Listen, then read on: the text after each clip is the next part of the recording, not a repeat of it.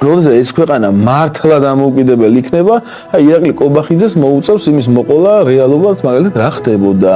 აი ეს კანონ პროექტები რომ მიიღო დირექტივები და ეს რაღაცა ბავშვთა კოდექსი რომ მიიღო, ანტიდისკრიმინაციული კოდექსის კანონი რომ მიიღეს კობახიძემ და იყო მე მგონი მაგრამ რა მნიშვნელობა აქვს ეცოდინება. აი როგორ მიიღეს?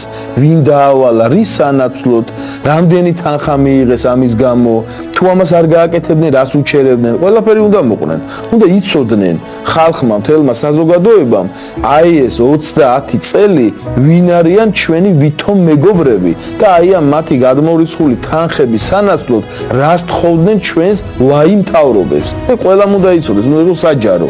ესმის? და მე მიხვდებიან ქართულმა ხალხმა რას გაუძლო და რო არა უწმინდესი და დედა ეკლესია და საპატრიარქო როგორც პირველი ინსტიტუცია სად ვიქნებოდეთ ჩვენ დღეს საერთოდ. აი ხა რომ გამოდიან ზოგი ეროვნულები ჩვენ ფლანგზე და აი ეს უნდა ვქნათ, ის უნდა ვქნათ, ვინ რა უნდა ქნათ? ჯერ თუ რამის გაკეთება გიდოდათ და გეკნათ მანამდე, ხო ხტები? მეორეს ერთი აი ეს ხალხი მე ეს ვითომ ეროვნულები მაგონებენ აი ვის იცი?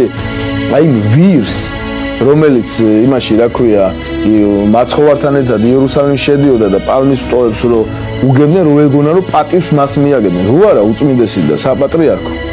დღეს ჩვენ არათუ რუსეთთან ომის აცილების შანსი არ გვექნებოდა. ზოგადად ქვეყანაც კი არ გვექნებოდა. პირდაპირ გეტყვი, არც კონსერვატიული მოძრაობის ოფისების გახსნას ექნებოდა აზრი და არც ქართული ოცნების რამე ნაბი საერთოდ არ ვიქნებოდა პირდაპირ გეუბნები. ჩვენი ტელევიზია და პოლიტიკური ბრძოლა მთლიანად არსებობს თანამოაზრეების დახმარებით და შემოწირულობებით. თითოეული თქვენგანის თანადგომა უმნიშვნელოვანესია. თქვენ ეკრანზე ხედავთ ანგარიშის ნომერს, რომელზეც საბანკო გადმორიცხვა შეგიძლიათ გააკეთოთ. ასევე სახელს და გვარს, რომელზეც პირადი გზავნილი შეგიძლიათ განახორციელოთ.